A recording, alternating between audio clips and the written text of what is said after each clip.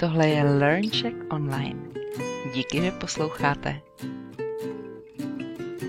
Dobrý den, dámy a pánové. Po dlouhé době vítejte u podcastu LearnCheck Online.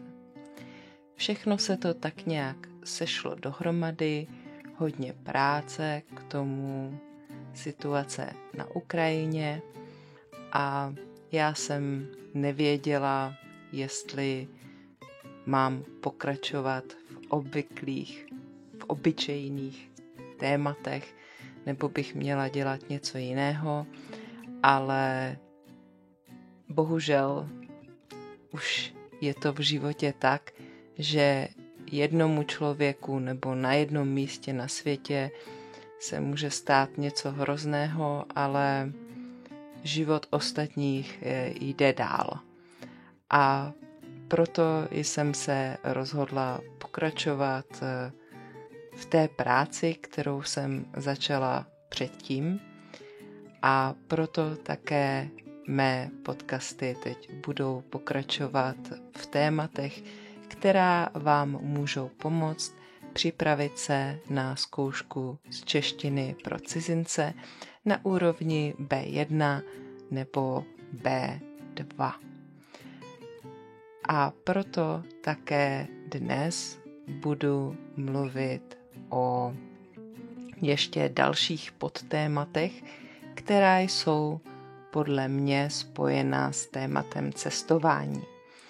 Za prvé zmíním slovní zásobu, slovíčka, která se vám hodí, když chcete popsat to, co najdete na ulici. A potom začnu mluvit o autě, o automobilu, ale dneska opravdu jenom začnu. Takže ať děláte, co děláte, uvolněte se prosím a pojďte se mnou na procházku. Na procházku s češtinou. Dobrý den, dámy a pánové. Vítejte na další vycházce s češtinou v podcastu LearnCheck Online.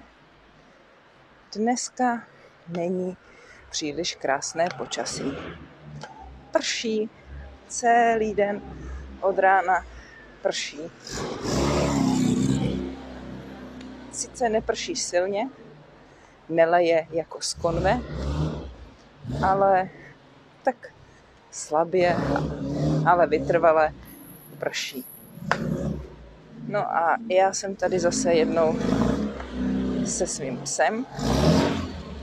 To můžete slyšet. Čas od času musím zaseknout navíjecí vodítko a čas od času se oklepe a slyšíte, jak mu pleskají ouška. No a o čem dneska budeme mluvit? Já jsem zkontrolovala témata, která souvisejí s cestováním, slovní zásobu, o které jsem ještě nemluvila, kterou jsem vám ještě nepředstavila. A jsou ještě dvě věci, na které bych neměla zapomenout. Jedna z nich je, co můžete vidět, když jdete ven na ulici. Další okruh souvisí s autem. No a také bych neměla zapomenout na téma dovolená. Takže uvidíme, jak to stihneme. Myslím, že možná dnes se budeme věnovat autu a ulici a příště to bude téma dovolená. Když vyjdete ve městě z domu, tak se pravděpodobně ocitnete na ulici. Ulice to je silnice, cesta, která má nějaké jméno a jsou pravděpodobně na obou stranách domy, ale to nemusí být pravda. Může tam být také park. Každopádně o ulicích mluvíme ve městě. Když jedete mimo město, tak tam nejsou ulice, které by byly pojmenované. Obvykle má ulice několik částí. Uprostřed je silnice, to je asfaltová cesta pro auta. Na kraji silnice můžou být nějaká parkovací místa a jsou tam také obvykle nějaké značky. To jsou takové symboly, které ukazují, co mají, co můžou a co nesmějí řidiči dělat. Ale značky můžou být i pro chodce. To jsou ti lidé, kteří chodí pěšky. Řidiči jsou ti, kteří řídí, kteří sedí za volantem auta nebo autobusu nebo i tramvaje, metra. Samozřejmě metro nejezdí po ulici. A můžeme také říct, že řidič je ten, který sedí na kole. Řídí kolo, drží řídítka. Takže značky vám ukazují, kde můžete parkovat, kde nesmíte stát nebo zastavit a podobně. Potom bývá na každé straně ulice normálně chodník. To je ta část, po které chodí pěší lidé, kteří jdou pěšky. Neměli by tam jezdit cyklisté, to jsou lidé, kteří jedou na kole, ale bohužel v Praze to tak obvykle nebývá. Podle pravidel by cyklisté měli jezdit po kraji silnice. Nebo můžou také jezdit po stezkách pro cyklisty, po cyklistických stezkách. Ale ty nejsou všude. Když jdete pěšky a potřebujete se dostat na druhou stranu ulice, můžete ji přejít přes přechod. Přechod to je zebra, to jsou takové bílé pruhy na silnici. Jestli je ta silnice velmi frekventovaná, to znamená, jezdí tam hodně aut, tak může být podchod. Musíte možná projít podchodem, abyste se dostali na druhou stranu, anebo tam může být most pro pěší a tomu se také může říkat nadchod. Jinak na ulici můžete dále vidět například poštovní schránky. To jsou takové krabice, v Česku jsou oranžové, do kterých můžete vhodit dopis nebo pohlednici. Potom přijede poštovní auto, Česká pošta, a vyzvedne ty zásilky a dopraví je, doveze je tam, kam má, podle toho, kdo je tam napsaný jako adresát, komu ten dopis nebo pohled patří.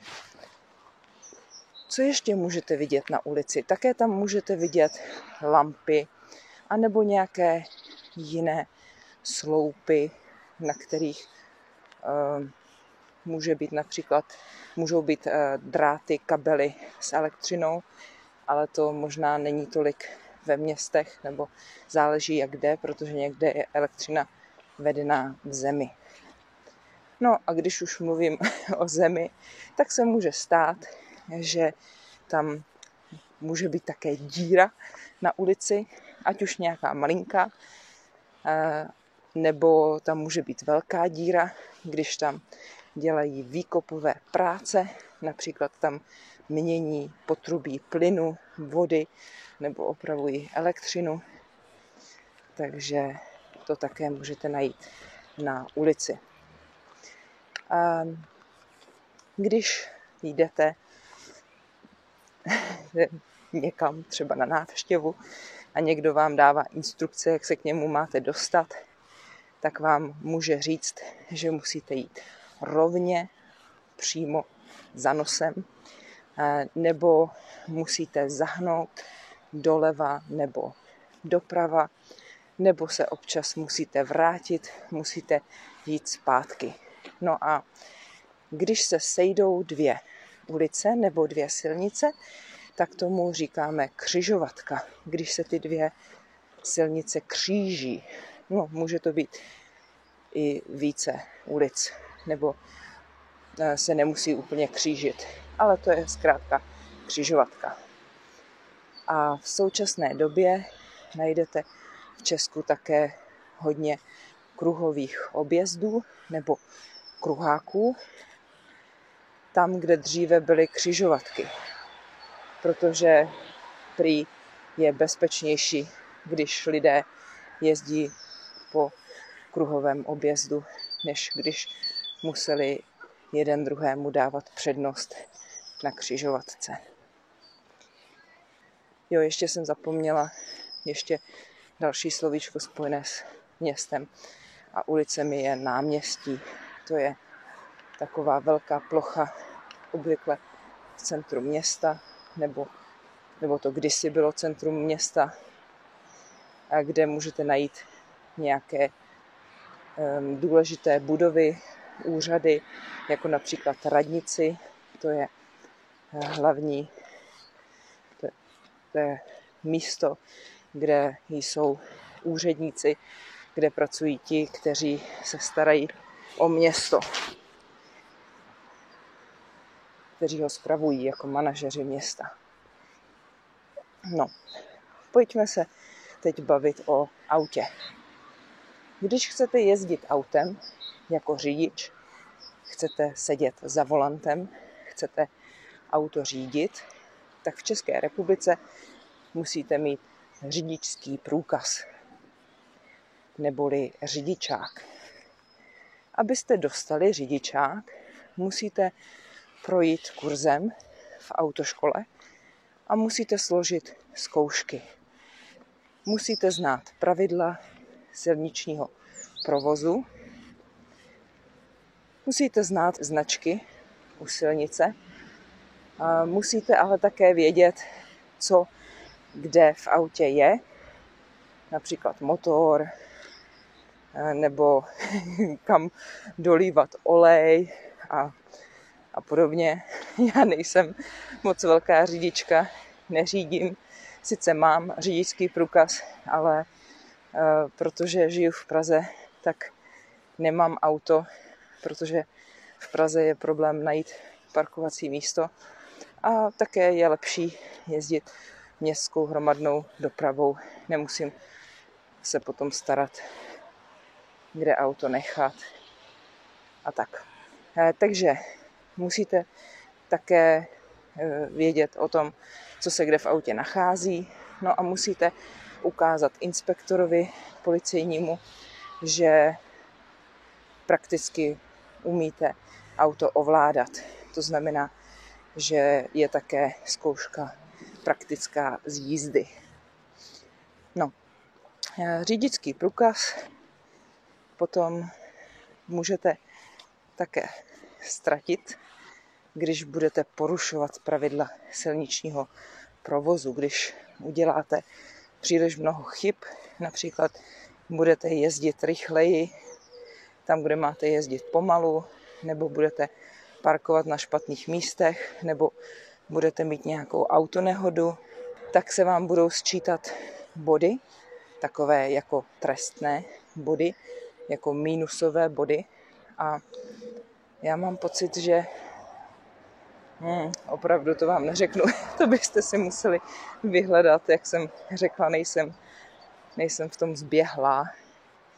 Takže když nazbíráte určitý počet bodů, možná je to 12, ale možná to není správná informace, tak potom vám můžou váš řidičský průkaz odebrat. Nebo kdybyste řídili pod vlivem alkoholu, kdybyste pili alkohol a potom sedli za volant a policie by vás zastavila a pomocí dechové zkoušky nebo testu krve by zjistili, že jste řídili opilí, tak potom můžete také mít problémy. Tak to už by možná stačilo. No, pro mnohé z vás by mohlo být zajímavé, kdybych řekla trošku více o tom, jak vlastně auto řídíte nebo jaké má auto části, tak já tomu možná jednu epizodu budu věnovat, tu příští. No a potom si promluvíme o dovolené. Takže se mějte krásně a těšte se na příští díl. Naschledanou. Tak co, znali jste toho hodně? Nebo tam pro vás byla nějaká nová slova? Příště nás tedy čeká auto, jeho části a aktivity za volantem, ale jak už jsem přiznala, nejsem na toto téma velký expert.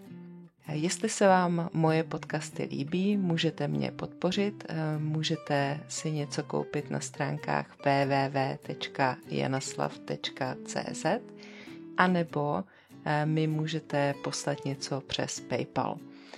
Link, odkaz najdete v popisu tohoto podcastu.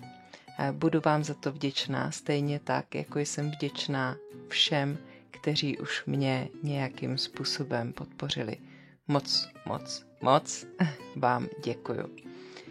Takže doufám, že se máte tak nejlíp, jak můžete.